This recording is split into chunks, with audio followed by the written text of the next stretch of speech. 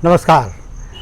आज हम देश ही नहीं विदेशों में भी जिनका नाम है, जिनकी लोकप्रियता है, जिनको पढ़ते हैं, ऐसे विद्वान मोहन गुप्त साहब जी से हमारे चैनल साहित्य, सिनेमा और संगीत पर बातचीत करने जा रहे हैं।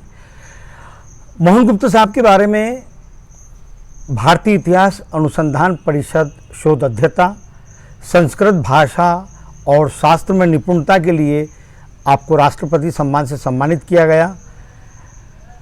संस्कृति के राजपुरुष मोहन गुप्त अभिनंदन ग्रंथ का प्रकाशन हुआ, जिसमें बहुआयामी व्यक्तित्व एवं कृतित्व के विविध पक्षों को विद्वानों ने रेखांकित किया, उन पर लेख लिखे और महर्षि पाणिनि संस्कृत विश्वविद्यालय के पूर्व कुलपति और पूर्व संभागायुक्त उज्जैन संभाग के मोहन गुप्त साहब। तो नमस्कार सर। नमस्कार केशव राय जी। बहुत अच्छा मौका है जी। बताइए। उज्जैन की बात है तो यहाँ पर जिक्र आ रहा है कि जिस प्रकार से महाकवि कालिदास की कर्मस्थली उज्जैन रही है, तो कालिदास जी ने भी इतना सृजन किया है साहित्य का, तो उनका भी विश्व स्तर पर नाम तो है, लेकिन आज की जो युवा पीढ़ी है, जो विदेशों के साहित्यकारों को जैसे कि शेक्सपियर या और भी उनको पढ़ रही है, उनके साहित्य को जानने की उत्सुकता रहती, तो महाकवि कालिदास के साहित्य पर आज की युवा पीढ़ी का उतना ध्यान है या नहीं, उतना पढ़ रहे हैं या नहीं पढ़ रहे? देखिए, महाकवि कालिदास विश्वस्तरीय कवि, इसमें से दो मत नहीं है। 18वीं सदी में जब अभिज्ञान शाकुंतलम का अनुवाद यूरोप में पहुंचा तो सारी दुनिया बदल गई थी। यूरोप ही नहीं बदला, भारतवर्ष में भी कविता के प्रति दृष्टि बदली। पहले कविता को बहुत सम्मानजनक दृष्टि से नहीं देखा जाता था, लेकिन जैसे ही कालिदास का विज्ञान शाकुंतलम पश्चिम में पहुंचा, तो सबसे पहले जर्मनी के विद्वान गेटे का ध्यान आकर्षित हुआ और बहुत अत्यंत गदगद होकर के उन्होंने अभिज्ञान शाकुंतल की प्रशंसा की है और कहा कि अगर स्वरलोक भूलोक हो, स्वर्गलोक और भूलोक सबका कुछ आनंद आप चाहते हो, वसंत का उत्सव चाहते हो, पतझड़ का आनंद चाहते हो, तो अभिज्ञान शाकुंतल पढ़ो। ये एक अद्भुत उक्ति थी। इस प्रकार के भारतीय किसी मनीषा ने भी इस प्रकार की प्रशंसा कालिदास के विषय में नहीं की थी। बात ये थी कि भारत में उस समय तक जो समीक्षा थी वो ज़्यादातर लक्षण ग्रंथों पर आधारित थी, और लक्षण ग्रंथों का मतलब ये होता है कि भाई देख लिया उन्हें कितने अलंकार हैं, वक्रोक्ति है क्या, इस तरह से एक जड़ी भूत जैसी उस समय समीक्षा हुआ करती थी। लेकिन कालिदास का जब औदात्य देखा, प्रकृति के प्रति उनका जो समर्पण देखा, मनुष्य और प्रकृति में जो तादात्म्य देखा और भावना और प्रकृति के प्रति उसकी भाव देखा, तो गदगद हो गए लोग। कालिदास की साहित्य में दो विशेषताएं खास तौर पर बताना चाहता हूँ इस संदर्भ में, जो आमतौर पर दूसरे कवियों में नहीं मिलती। एक तो एक सीधा साधा सा प्रसंग आप लोग सब जानते होंगे। राम जी लौट के आए, सब प्रार्थना करते हैं, चरणों में वंदना करते हैं। भरत जी ने सीता के चरणों में वंदना की। अब देखिए कितनी अद्भुत सोच है कालिदास की। लंकेश्वर प्रणित भंग दृढ़ व्रतम यत वंद्यम युगम चरणयो जनकात्मजाया और ज्येष्ठानुवृत्ति जटिलम च शिरोष साधो अन्योन्य पावन मधु मभु दुभयम समेत्य। इतना मेरे ख्याल से कोई दूसरा कभी सोच नहीं सकता। उन्होंने कहा कि एक तरफ तो जनकात्म जाके वो चरण हैं जिन्होंने लंकेश्वर के प्रणय को भी ठुकरा दिया था। लंकेश्वर ने सारी समृद्धियों का स्वामी, और दूसरे अपने ज्येष्ठ की अनुवृत्ति में जिनका सिर जटिल हो गया, इतनी जबरदस्त तपस्या करने वाले थे, वह सिर जानकी जी के चरणों में झुका। ये कहना कठिन था कि किसने किसको पवित्र किया। चरणों ने सिर को पवित्र किया, सिर ने। अब इस तरह की उपमा ढूंढना बड़ा मुश्किल पाता है। दूसरे क्या है, उनकी उपमाओं में हमेशा एक प्रकार की गतिमत्ता रहती है। जब अचानक महादेव जी पार्वती जी के पास पहुँचे, दूसरा वेश बना के पहुँचे थे। पार्वती जी ने हलकार रही हैं, क्यों आए मेरे पास में और ये पास चले जा रहे हैं। उस समय जब उन्होंने पुनः शिव जी ने रूप बनाया तो जो चित्र खींचा है कालिदास में अद्भुत है।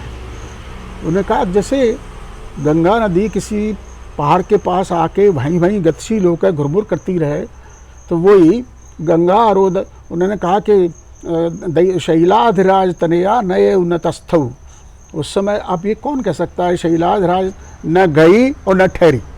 जी जी जी। ये इस प्रकार की उपमा बहुत मुश्किल होती। सारे जितने भी उनकी उपमान हैं वो जड़ नहीं हैं, वो गतिमान हैं। पार्वती जी तैयार होती हैं, सफ़ेद दुकूल में अपने कांच देखती हैं तो एक श्वेत जैसे श्वेतापता का जैसे ज्वार आ गया हो। इस प्रकार का उपमान और उपमा केवल कालिदास में देखी जा सकती है। पश्चिम में एक समीक्षक हुए कॉलरीज, उनने कहा था कि उपमा के दो भेद होते हैं। एक तो होती है जिसको हम सिम्प्लास्टिक इमेजिनेशन कहते हैं, ये बायोलॉजिकल जैविक होती है, इसमें एक भाव के बाद दूसरा भाव हमेशा उभर के आता रहता है। और एक मैकेनिकल होती है, और उसमें उन्होंने दो उदाहरण दिए। हमारे यहाँ भी इस तरह के उदाहरण दिए जा सकते हैं, लेकिन जो उनकी जो विशेष प्रज्ञा है सिम्प्लास्टिक इमेजिनेशन का उदाहरण हमारे यहाँ सबसे सर्वोत्कृष्ट है। आपने भी सुना होगा कि जब इंदुमती स्वयंवर के लिए जाती है, राजा चारों ओर बैठे हुए हैं, जिस राजा के सामने जाती है उसका चेहरा चमक जाता है, और जैसे ही दूसरे राजा के सामने जाती वो उदास हो जाता है, दूसरे का राजा चमकना पड़ जाता है।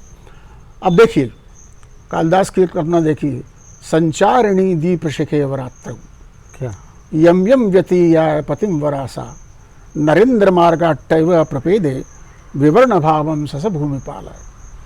दीप शिखे वर संचारिणी दीप शिखे, रात में जैसे दीप शिखा संचरण कर रही हो, अभी उसका सौंदर्य है और दीप शिखा के समान है।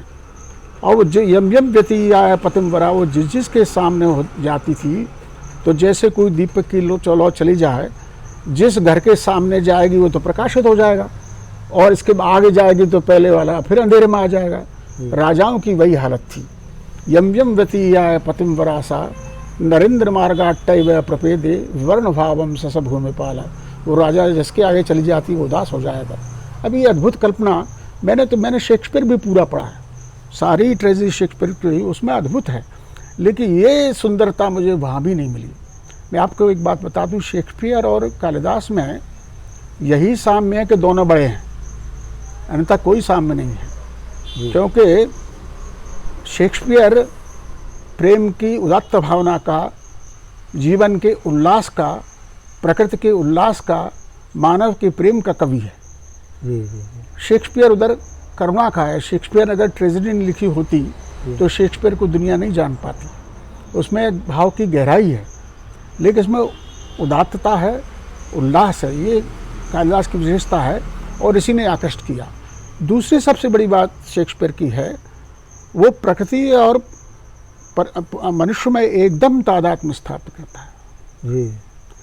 अब अक्सर हम मनुष्य का उपमान प्रकृति में ढूंढते हैं, नायिका का मुख चंद्रमा जैसा है या उसके अधरय किसलय राग है, ऐसा करते हैं, लेकिन वो विपरीत भी करता है। मनुष्यों का प्रकृति मनुष्यों में उपमान ढूंढता है, और इस तरह तादाद में है कि जब शकुंतला की विदाई हो रही है तो न केवल पशु पक्षी अपितु प्रकृति भी अपना उपहार भी दे रही है और अपनी व्याकुलता भी प्रकट कर रही है। तो क्या जो महाकवि कालिदास का साहित्य जिस समय उन्होंने लिखा था, आज के दौर में कोई लेखक या साहित्यकार है जो लिख रहा है? आज के दौर में लिख तो रहे हैं, लेकिन वो स्तर जैसे आनंदवर्धन ने कहा है कि कवि मेधा कुछ ही लोगों में प्राप्त होती है, कवि प्रतिभा हर एक में प्राप्त नहीं होती। आज भी प्रतिभावान तो हैं, लेकिन उस तरह की प्रतिभा नहीं है। अगर वैसी प्रतिभा रही होती तो कालिदास अब तक ओझल नहीं हो जाते। हिंदी में जरूर तुलसीदास जी ऐसे हुए हैं जो कि हिंदी में उनके समकक्ष कहे जा सकते हैं, लेकिन वो हिंदी में है, ये संस्कृत में है। हमारे लिए दोनों प्रणम्य पूज्य दुनिया के लिए भी हैं। जी जी जी। इसलिए ये सही बात है कि आज का युवक जो है उतना आकर्षित नहीं हो रहा है, लेकिन अभी इंटरनेट के फ़ायदे भी हैं। जी उन फ़ायदों में एक है कि अब वो आकर्षित हो रहा है। जी जहाँ जहाँ कुछ बात तो सुनने को आती है तो देख लेते हैं आखिर कालिदास का नाम है, कालिदास में है क्या। जी तो नई पीढ़ी भी उसकी ओर आकर्षित हो रही है। अब अनुवाद का ज़माना है, अंग्रेजी के माध्यम से आकर्षित हो रही है, संस्कृत तरफ से आकर्षित हो रही है। विदेशों में कई विश्वविद्यालयों में संस्कृत समय पढ़ाया जा रहा है। जी तो हम आशा की दृष्टि देख सकते हैं कि कालिदास का साहित्य हमारे नए जवानों में फिर से उनके लिए रुचिकर होगा और उससे अपने संस्कारों में वो अभिवृद्धि कर सकेंगे। ये वैदिक संस्कृत और संस्कृत, इसमें कुछ अंतर? बहुत अंतर है जी, संक्षिप्त में। वैदिक संस्कृत को हम क्लासिकल संस्कृत कहते हैं और वैदिक संस्कृत और क्लासिकल ये दो भाग हैं।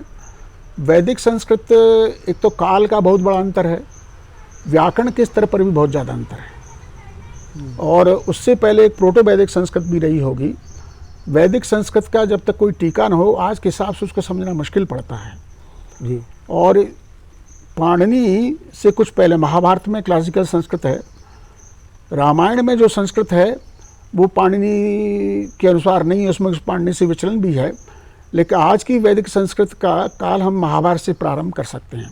उसके बाद ये क्लासिकल संस्कृत या जो लौकिक संस्कृति आई उससे महाभारत से पहले जिसमें संहिताएं, आरण्यक, ब्राह्मण, उपनिषद लिखे गए वो सब वैदिक संस्कृत है। महाभारत का जो काल निर्णय है उस पर आपने बहुत ये काम किया बड़ा है। महत्वपूर्ण प्रश्न है। असली क्या भारतीय इतिहास के संबंध में बहुत कुछ भ्रम इसलिए उत्पन्न हुआ कि महाभारत का काल हम ठीक से नहीं जान पाए, और इसलिए मैंने उस पर बहुत काम किया। लगभग 12 वर्ष तक मैंने महाभारत की तिथि पर काम किया, और इसका कारण इतिहास में एक बहुत महत्वपूर्ण पड़ाव ढूंढने को मिल गया। इसके संकेत बहुत स्पष्ट हैं। महाभारत जो ग्रंथ है, टेक्स्ट है, उसमें ही संकेत मिलते हैं। मैंने अपना मूलाधार ज्योतिर्विज्ञान को लिया, क्योंकि ज्योतिर्विज्ञान में खंडन की गुंजाइश कम रहती है। महाभारत ने ही ये संकेत दिए हैं कि माघ शुक्ल अष्टमी को रोहिणी नक्षत्र में भीष्म पितामह का देहावसान हुआ था जी और उस दिन उत्तरायण का प्रारंभ हुआ था। जी उसमें यह भी लिखा हुआ है कि उस समय तक 58 रात्रि वो सरसैया पे पड़े रहे। जी ये दो बड़े महत्वपूर्ण समय के बिंदु हमें मिल जाते हैं। जी इनके आधार पर हम काल का निर्धारण कर सकते हैं। जी लोगों ने क्या किया है कि हमारे एक परंपरा चल पड़ी है कि कलयुग का आरंभ 3102 ईसा पूर्व में हुआ। अब 3102 ईसा पूर्व में ये ज्योतिषियों का कलयुग है। जी इतिहास है कलयुग से, उसका कोई लेना देना नहीं है। जी लेकिन बस उसी को लेकर के लोग अपनी धारणा बना लेते हैं। कुछ धारणाएं इतनी बद्धमूल हो जाती हैं जी कि उसको हटाना बड़ा मुश्किल पड़ता है। जी किसी भी पुराण में या महाभारत में या रामायण में जी ये 3102 ईसा पूर्व की बात नहीं है, जी जी लेकिन लेखों से लेके चले हैं। जी ये पहली बार भास्कर के सिद्धांत शिरोमणि इसका उल्लेख आया है। जी मुख्य बात है कि महाभारत का टेक्स्ट इसके बारे में क्या कहता है। जी सारे पुराण दो बात बड़े साफ साफ कहते हैं। जी एक तो ये कहते हैं कि परीक्षित और महापद्मनंद में 1500 साल का अंतर है। जी ये बहुत स्पष्ट है। जी महापद्मनंद चंद्रगुप्त मौर्य, इसका काल आज इतिहास में लगभग स्थापित है। जी चंद्रगुप्त मौर्य 324 में है और महापद्मनंदों ने 9 साल राज किया था। उसके आधार पर आप और मानो 424 मान करके 1500 अंतर मानेंगे तो 1924 ईसा पूर्व होता है मोटे तौर पर। जी जी लेकिन हमने उसको आधार नहीं माना। जी आधार हमने केवल जो ज्योतिर्विज्ञान स्थिति को माना, जी और उसके आधार पर हमने अयनांश की गणना करके 1952 ईसा पूर्व में महाभारत का काल स्थिर किया। सूर्य के सिद्धांत के आधार पर मैंने गणना की है और उसमें 50 साल का ही प्लस माइनस हो सकता है जी। क्योंकि माघ शुक्ल अष्टमी को उत्तरायण होना आवश्यक है। अगर आप 31/2 में जाएंगे तो माघ शुक्ल अष्टमी उत्तरायण नहीं होगा, जी फिर वो फाल्गुन में पहुंच जाएगा। जी आप इधर नीचे जाएंगे तो भी माघ शुक्ल नहीं होगा, जी तो इसलिए इसमें ज़्यादा गुंजाइश नहीं रहती है। और इस अपनी स्थापना को मैं सबसे पहले 1992 में बनारस हिंदू विश्वविद्यालय में प्रस्तुत किया। वहाँ के मालवीय सभागार में बनारस हिंदू विश्वविद्यालय के सारे विद्वानों के सामने प्रस्तुत किया। उनकी स्वीकृति के पास बाद अब तक लगभग 20 विश्वविद्यालयों में जी और संस्थानों में, अंतर्राष्ट्रीय सेमिनारों में इसको प्रस्तुत कर चुका हूँ। जी उस पर प्रकाशित मेरा ग्रंथ भी है, महाभारत कालनेट 2002 में जी विश्वविद्यालय ने प्रकाशित किया है। अभी तक कोई ऐसा खंडन नहीं मिला है जिसको स्वीकार किया जा सके। तो ये महाभारत कालनेट 2000 ईसा पूर्व मोटे तौर पर मान सकते हैं और उसके पुरातात्विक प्रमाण भी हैं। जी 2000 ईसा पूर्व में सरस्वती नदी सूख गई थी। जी महाभारत में सरस्वती नदी सूखी नदी का वर्णन किया है जब बलराम यात्रा के लिए जाते हैं, तो इसलिए 2000 ईसा पूर्व से महाभारत नहीं जा सकता। वही इसकी मैं 2 बार अंतर्राष्ट्रीय सेमिनार में गया, एक बार बेंगलोर में, वहाँ पर मिस्टर SR राव हैं जिन्होंने द्वारका की खोज की है। उनने ये बात कही कि गुप्ता साहब ने जो तिथि निकाली है वो बहुत कुछ सत्य के नज़दीक है। अभी पिछली बार फरवरी में दिल्ली में एक अंतर्राष्ट्रीय सेमिनार हुआ था, वहाँ बीबी लाल ने इस बात को कहा था कि date found by mister Gupta is very much near the truth, और इसको अब स्वीकार कर चुका। तो 2000 ईसा पूर्व महाभारत के का काल निर्धारित तो होता है, उसके आधार पर हम बाकी के इतिहास को उसके अनुसार तय कर सकते हैं।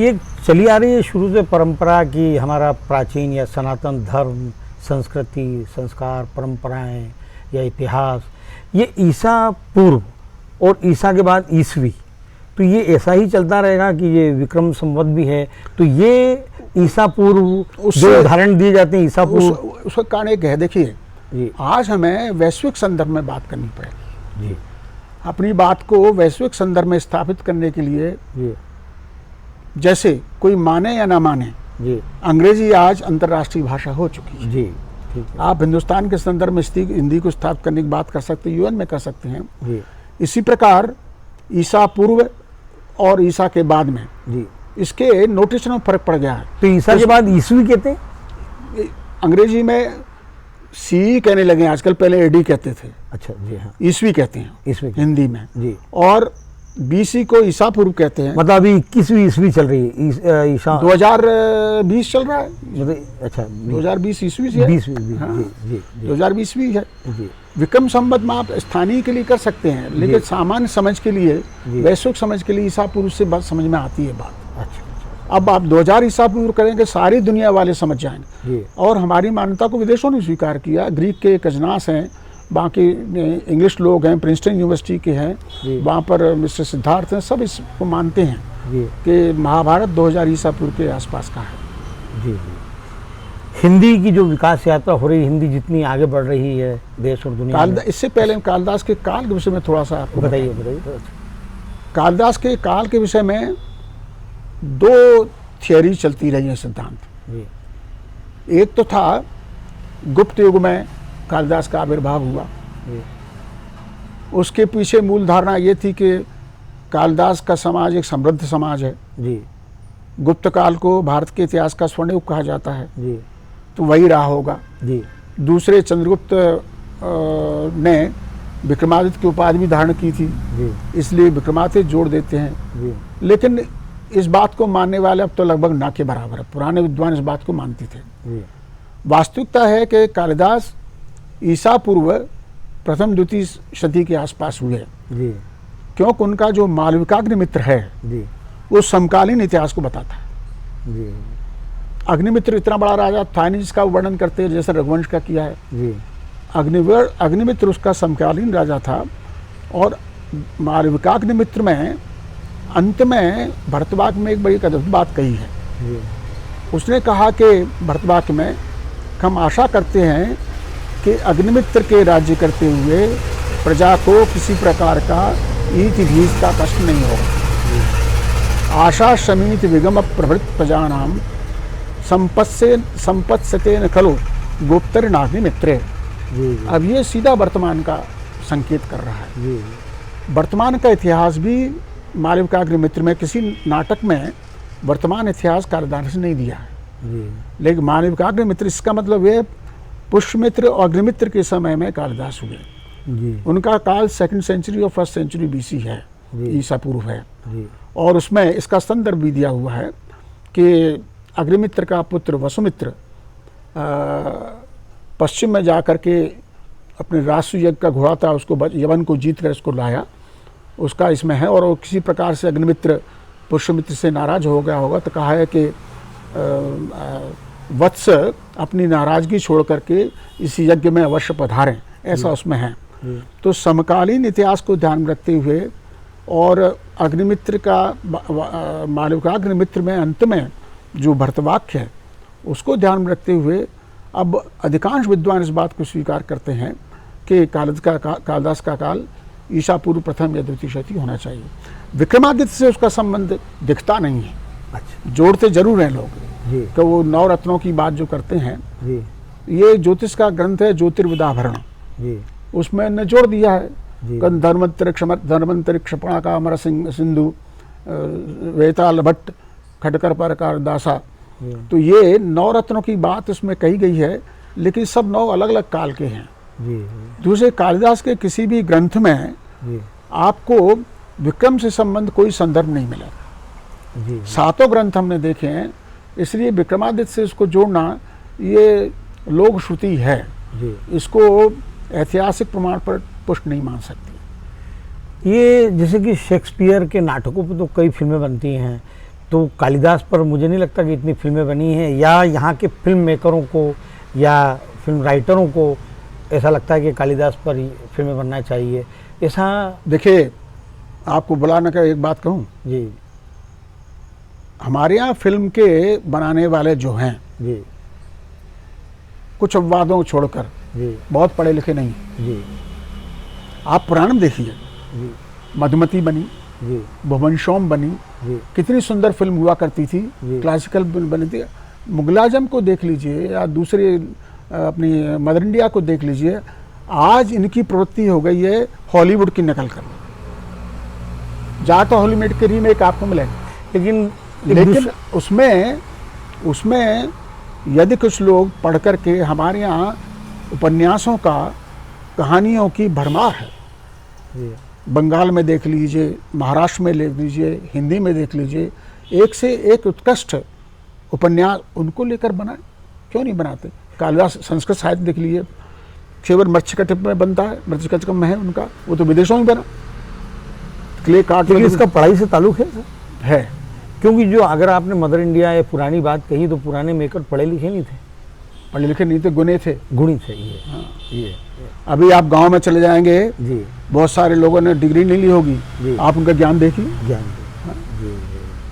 मैं साक्षरता से मतलब नहीं है। जी, जी, जी, जी। अगर आपको इनको, अभी भी मेरा मानना है कि नकल करके हमारा बॉलीवुड नहीं टिक सकता। जी, जी।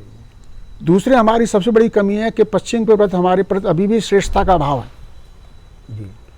बढ़िया से बढ़िया गाने वाला जब तक अंग्रेजी में नहीं गाने लगाया तो लगता नहीं कि मैं बड़ा हो गया। ये गलत है। इतने आज़ादी के इतने साल बाद भी हम में से हीन ग्रंथि नहीं गई कि जो पश्चिम है वो श्रेष्ठतर है। ये गलत है। मेरे ख्याल से कोरोना ने तो उसकी पोल खोल दी।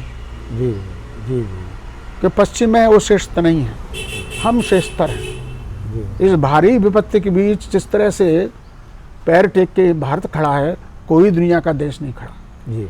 उसकी प्रज्ञा जिस तरह से विपत्ति का सामना कर रही है, किसी देश की प्रज्ञा नहीं कर रही। हमारे पास भौतिक रूप से उतनी तैयारी नहीं थी, ये सब जानते हैं। लेकिन हमारे यहाँ का जो सत्व है, भारतीय का एक सत्व है, भारतीय की एक जो प्रज्ञा है, उसने बता दिया कि भारतीय श्रेष्ठतर है। उसका खान पान श्रेष्ठतर है, उसकी दिनचर्या श्रेष्ठतर है। श्रेष्ठतर का मतलब क्या है? जब विषम परिस्थिति में आप को बचा सको और आनंद ले सको।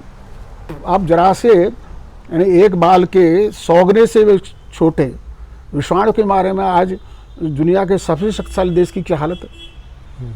इससे लग जाए कि उनका अभ्यंतर अंतर से बहुत कमज़ोर है। तो भारत में के प्रति श्रेष्ठता की भावना वापस आना चाहिए, शोध में भी आ रही है।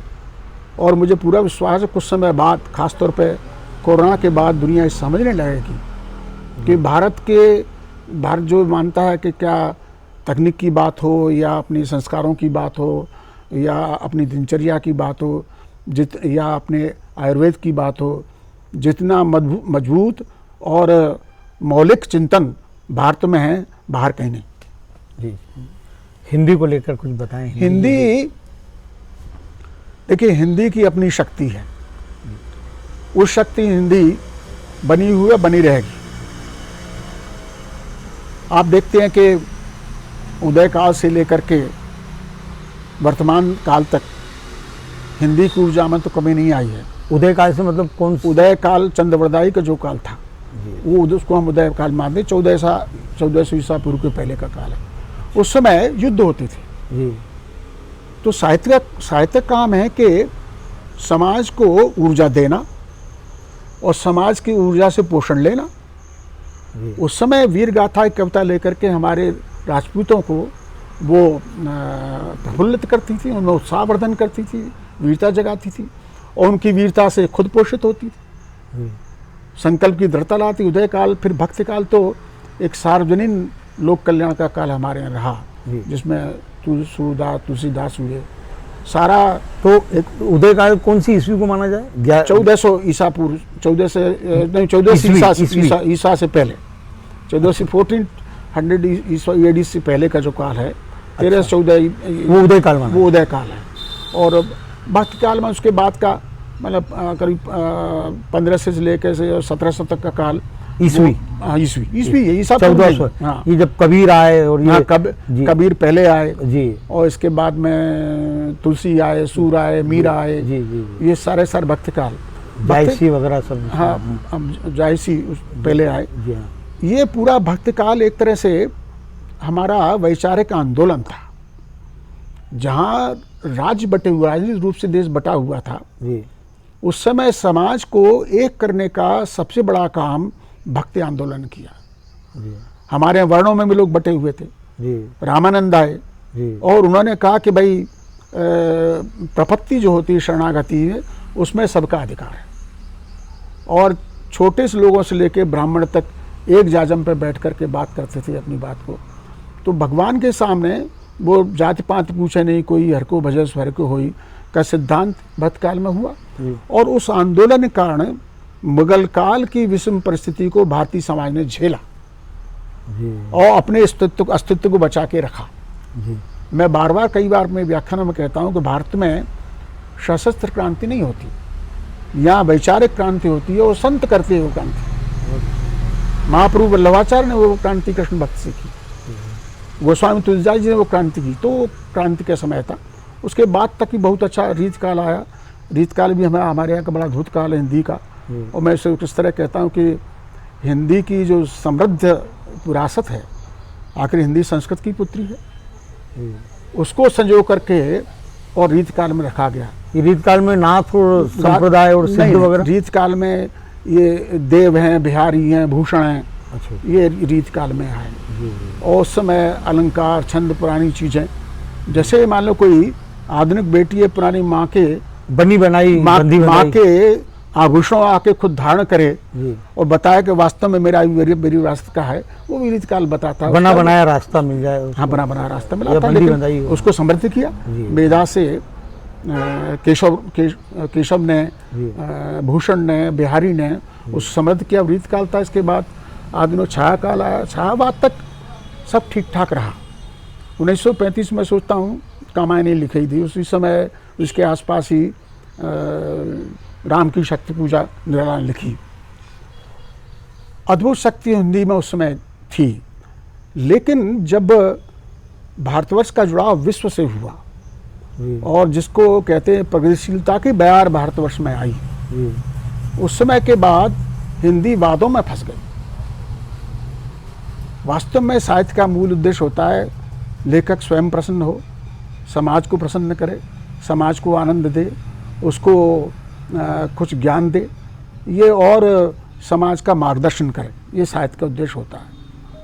जब बाहर से बहुत सारे वाद आने लगे वो तो यहाँ भी हिंदी में भी आ गए वो प्रगतिवाद। तो विवाद ये दक्षिण और आर्य नहीं, आर्य दक्षिण नहीं, उसका कोई अब आर्य और दक्षिण का उत्तर का विवाद है ही नहीं दक्षिण वो तो सारी आर्य जाति तो बाहर का किया हुआ। आर्य अनार्य का, आर्य माने जो सुसंस्कृत है, अनार्य माने जो संस्कृत सुसंस्कृत नहीं, असभ्य, यही अर्थ था और कुछ नहीं है आर्य अनार्य का। दक्षिणपंथी दक्षिण से मतलब नहीं है उसका कोई मतलब नहीं। हाँ, तो बाद में आप तो फिर ये दक्षिण वाले विरोध क्यों करते थे शुरू में? राजनीति है, ये राजनीति। हाँ, देखिए साहित्य का काम है लोगों को जोड़ना, हमारी संस्कृति का काम भी है लोगों को जोड़ना।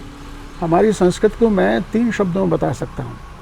सबसे बड़ी है समष्टि, उसके चिंतन के स्तर पर समष्टि से प्रारंभ करता है हमारा, और इसके बाद भाव के स्तर पर वो सामंजस्य स्थापित करता है, और कर्म के स्तर पर सहकार। समष्टि, सामंजस्य, सहकार, 3 शब्दों हमारी संस्कृति को समझा जा सकता है। हमारे यहाँ कलाओं में देख लीजिए, संगीत में देख लीजिए, कलाओं में अलग अलग मान लो चंद्रोदय या सूर्योदय कुछ होगा, लेकिन उसमें समग्रता भी होगी। उस व्यष्टि और समष्टि की हमारी कल्पना यह है कि कोई व्यष्टि की गतिविधि समष्टि में स्थापित करके होना चाहिए। आप एक बगीचे का ले रहे हैं तो बगीचे के साथ में एक आकाश होना चाहिए, आकाश में उड़ने वाले पक्षी भी होना चाहिए। जब बगीचे के साथ आकाश में उड़ने पक्षी आ जाएंगे तो बगीचे की ये व्यष्टि आकाश की समष्टि में जुड़ जाएगी, और व्यष्टि से समष्टि में जोड़कर कोई भी क्रियाकलाप होता है वही स्थायी तौर पर लोक के कल्याण के लिए होता है और आनंद के लिए होता है। आप देखिए पश्चिम की कला में शरीर के भाग साफ दिखेंगे, एक एक नस दिख जाएगी, कुछ वहाँ का मूर्ति शिल्प है। मैंने तो यहाँ तक सुना है वहाँ के कुछ मूर्तिकार मुर्दों की चीड़-फाड़ करके देखते थे कि कहाँ जंगा की मसल कैसी होना चाहिए, यहाँ कैसे, उसमें पूर्ण है, लेकिन यहाँ की पूर्णता है। अब हुआ यह है कि प्रचार प्रसार इतना ज़्यादा हुआ है। मोनालिसा पता नहीं आपने मैं तो गया हूँ पेरिस में गया हूँ, मैंने मोनालिसा को देखा। मोनालिसा को आप भी देखें, कुछ नहीं है खास उसमें। हमारे यहाँ की शाल भंजिका देख लीजिए, जिसको लेडी ऑफ बियारसपुर, अद्भुत उसके हमारे यहाँ की जो बनी हुई उनकी मूर्तियों की मुस्कान ही आपको आकर्षित कर देगी। शरीर तो पुष्ट है ही, लेकिन मुख की जो मुस्कान है जो कि समग्रता को दिखाती है। आखिर आप स्वस्थ हैं इसका पहला परिचय तो है कि आपके चेहरे पर मुस्कान है, ओझ है। आपके शरीर सब बलिष्ठ है, सब बात है, लेकिन पे चेहरा लटका हुआ है तो स्वस्थ तो नहीं कहा जा सकता। तो समग्रता ये बड़ी बात है। दूसरे सामंजस्य न केवल मनुष्य में, बल्कि सामंजस्य मनुष्य में और प्रकृति में, मनुष्य के समस्त प्राणियों में। संस्कृति शब्द में मूल बात यह है, संस्कृत शब्द बहुत बाद में आया, हमारी मूल चिंतना में संस्कृत शब्द था नहीं। वो रवींद्रनाथ टैगोर के आसपास जब कल्चर के अनुवाद की बात आई तब संस्कृत शब्द आया। हमारे यहाँ धर्म ही एक शब्द था अकेला, और धर्म में ही सब कुछ शामिल है, सामाजिक व्यवहार शामिल है, कानून शामिल है, सब कुछ उसी में ही शामिल था। संस्कृति भी उसी का ही अंग थी।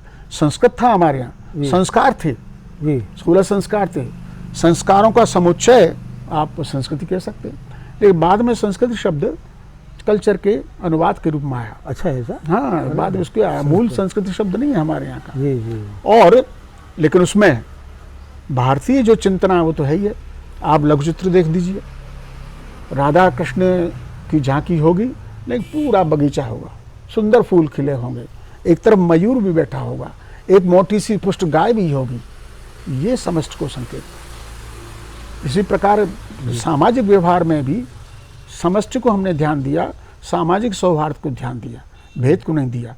लेकिन जीवन के जो विरोधी तत्व हैं, जीवन के विरोधी तत्व को सहन नहीं करना चाहिए, जो जीवन को नष्ट करना चाहते हैं। उसके लिए हमारे देवी देवताओं ने शस्त्र धारण किए, लेकिन जीवन का सहायक कोई भी तत्व है हमें स्वीकार है। इसलिए बहुत सारी संस्कृतियाँ हमें मिल भी गई। एक बात मेरे मन में आई, हम सर का जो बहुमूल्य समय लिया है और सर के बगीचे में कर रहे हैं, और हमारे बैठते ही बारिश होने लगी थी, तो मैंने मेघदेवता से प्रार्थना की, क्योंकि मैंने कालिदास की कुछ एक सुनी थी कविता कि मेघों के बारे में थी, वो महाकाल बाबा से ही प्रार्थना की कि दोबारा समय सर का मिलना मुश्किल है। तो सर मेघों के बारे में बता दीजिए। आज हमने कालिदास से प्रार्थना की कि बारिश ना आए, तो मेघ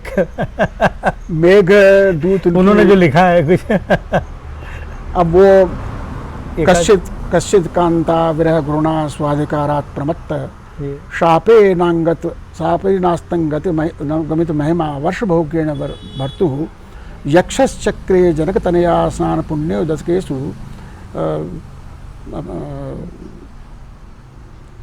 आखिरी इस तरह पंक्ति है जी।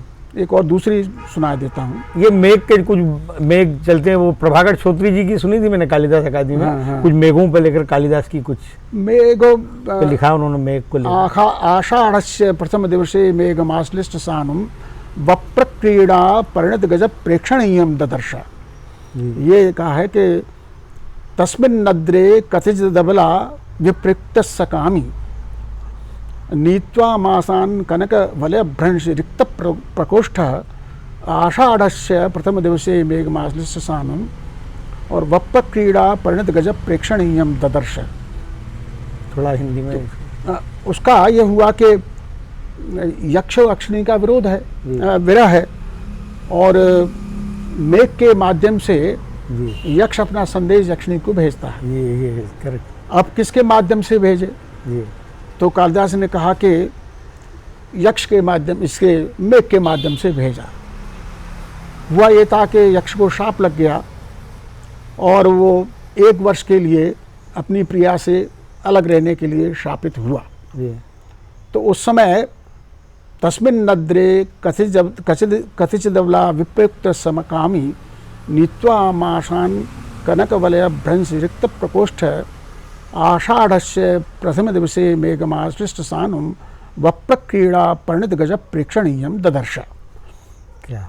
तो ये उन्होंने कहा, पहले देखे जैसे मान लीजिए किसी आप प्राकार है और प्राकार पर कोई हाथी खेल रहा है, इस प्रकार कोई मेघों को उसने देखा और देख करके उसने प्रार्थना किया, कहा तुम भी इंद्र के बहुत बड़े कर्मचारी हो जी। मैं इस विपत्ति में हूँ और जाकर के अलकापुरी में मेरा संदेश मेरी प्रिया को सुना था। क्या तो एक अंतिम प्रश्न है कि आप IAS ऑफिसर, मतलब कमिश्नर रहे हैं, पूरे संभाग की जवाबदारी, इतना सरकारी मतलब प्रशासनिक जिम्मेदारी को निभाते हुए इतना अध्ययन आप कैसे संभव हो पाया? अध्ययन का देखिए, मैं बार बार यही बात कहता हूँ, व्यक्ति की जिसमें रुचि होती है उसके लिए वो समय निकाल ही लेता है। समय की कमी के तर्क को मैंने कभी स्वीकार नहीं किया। देखिए, आप में संगीत की रुचि है, हमारे IAS में कई संगीत के बहुत अच्छे विद्वान हुए, अच्छे गायक हुए हैं, कोई खिलाड़ी हैं अपने खेल के लिए समय निकालते हैं, कुछ इतिहास में शोध करने वाले होते हैं, कुछ पक्षी विज्ञानी होते हैं, पक्षियों देखते हैं। ये व्यक्ति की रुचि पर रहता है। व्यक्ति रुचि आप मैं जब SDO मंदसौर था तब मैंने MA संस्कृत किया था और प्राइवेट किया था और फर्स्ट आया था Shri Vikram university, gold medal मिला था। तो जिसमें व्यक्ति की रुचि होती है उसकी बुद्धि वहाँ ले ही जाती है, वो ज़्यादा कुछ कर नहीं सकता। अच्छा, विदेशों की अपेक्षा जो शोध विदेशों में होता है, भारतीयों में इस तरह का शोध में इतना ज़्यादा रुचि रहती? भारतीयों की शोध में रुचि तो है जी, लेकिन आप देखिए जो कंप्यूटर साइंस है जी, या इंफॉर्मेशन टेक्नोलॉजी है, सॉफ्ट, उसमें तो भारतीय बहुत ऊपर है जी। और आप देखते हैं कि विश्व की बड़ी बड़ी कंपनियों के मालिक इस समय भारतीय हैं, चाहे सुंदर पिचई ले लो, चाहे नडाल ले लो। ओबामा ने कह भी दिया था कि भारतीयों से सावधान रहो, नहीं तो पूरा उस समय कहा भी था। हाँ। तो बुद्धि की भारतीयों में कमी नहीं है जी। कमी इस बात की है कि हमारे यहाँ कुछ हवा ऐसी चल पड़ी है कि बुद्धिमान लोग इधर दर्शन या भाषा या हमारी संस्कृति की तरफ जाते नहीं। उसका एक उपाय, जब मैं द्वितीय संस्कृत आयोग का सदस्य था तब मैंने कहा, देखिए विश्व की धारा को आप नहीं बदल सकते लेकिन उपाय कर सकते हैं। वो क्या उपाय है कि चाहे IIT हो, चाहे मेडिकल साइंस हो, उसके पाठ्यक्रम में जो हमारे पास पूर्व में था वो शामिल किया जाए। जी। बहुत अच्छा सुना। मेरी हमेशा से महत्वाकांक्षा रही है कि एमबीबीएस में आयुर्वेद के विषय रखे जाएं। बहुत अच्छा सुना। सवाल है आयुर्वेद अलग करने से तो वही होगा, जो श्रेष्ठ होगा वो एमबीबीएस में चला जाएगा, और जिसको लेफ्ट ओवर कहा जाता है बच्चे कुछ आयुर्वेद में जाते हैं। पाठ्यक्रम में होना तो चाहिए। ये दिक्कत होती है, क्योंकि आदमी कोई भी जिसमें क्षमता है वो श्रेष्ठ स्तर काम करना चाहता है, और इसलिए आप इसी में करिए। जब एमबीबीएस में भी आयुर्वेद रहेगा फिर लोग उसमें स्पेशलाइजेशन भी उसी में करेंगे, पीएचडी उसमें लेंगे, और डॉक्टर साइंस भी उसमें बनेंगे। इस तरह के सब जगह आईआईटी में आप आर्किटेक्चर पढ़ा रहे हैं, हमारा वास्तु क्या था, सम्रांगण सूत्रधार क्या कहता था, वो उसमें हो, मूल टेक्स्ट हो, संस्कृत हो। प्रत्येक विषय में, चाहे एस्ट्रोनॉमी हो, चाहे वास्तु हो, चाहे अल्केमी हो, अद्भुत चीज़ें हमारे यहाँ, और एक शोध का पूरा संसार खुल जाएगा। लेकिन उस खजाने की तरह जहाँ कोई देखे तो सही, जैसे सोने का खजाना हमारा पद्मनाभ मंदिर में भरा पड़ा है, उसकी एक आधी कोष्टक खोल दिया जाए तो आंखें चकाचौंध जाती हैं, वैसे ही भारत के ज्ञान विज्ञान की वही स्थिति है। एक मिनट में एक और बातचीत है, आज की नई पीढ़ी को वांग्मय इस शब्द के बारे में ज़्यादा जानकारी नहीं है, तो कुछ।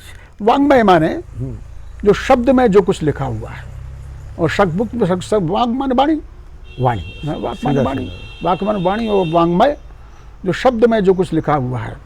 देखिए क्या साहित्य को हमने सीमित कर दिया क्रिएटिव उसके लिए, लिटरेचर के लिए, लेकिन गणित है, आपका भूगोल है, इतिहास है, धर्मशास्त्र हैं, दूसरे वैज्ञानिक विषय हैं, सब वांग्मय है। वांग्मय माने वाणी से जो कुछ रचा गया है वो सब वांग्मय है, वाणी से जो कुछ बोला जाता है वो सब वांग्मय है। और वाणी को हमारे यहाँ भगवत कहते हैं, इतम कविभ्य पूर्वेभ्य नमो वाकम प्रशास्महे, विंदे में देवताम वाचम अमृताम आत्मनः कलाम। आत्मा की अमृतमयी कला वाणी है। क्या धन्यवाद सर, बहुत नमस्कार।